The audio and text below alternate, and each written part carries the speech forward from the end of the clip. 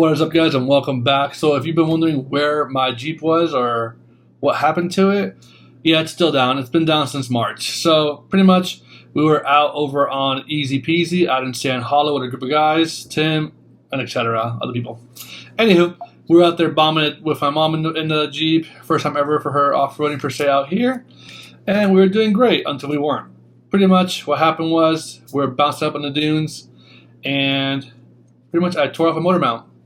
I broke off from the block size, so it's not like I can just replace a motor mount. It completely sheared off the block. But yeah, so the plan honestly was to just buy a cheap reman or a used motor and go from there. But everything was about, 200,000 miles, 250,000 miles, and I was like, whatever. So I started going through and looking at all of the other reman manufacturers, and there was Titan, Jasper, and some other companies around here. But ultimately, I went down a rabbit hole and I found out that Jasper has probably one of the best warranties out there and they actually honor it. So we'll see what Jasper does. So we ordered a Jasper motor.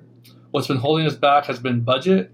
I was expecting to be at around a whole total $2,000 and everything. Right now, just in the Jasper reman engine, we're at about $3,800. This isn't shipping.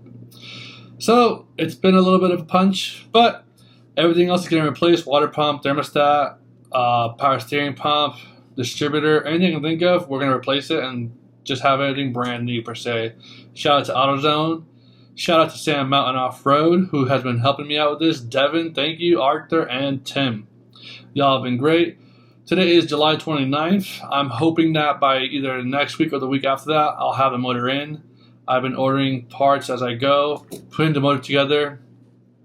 By the way, here's the motor. But yeah, I've ordered new lines, transmission lines, and I've got so much stuff to do for the Jeep. I've got to do, I got to finish up my rear trunk setup for the Overlanding. I've got to set back up my tent. I've got so many videos to do for you guys.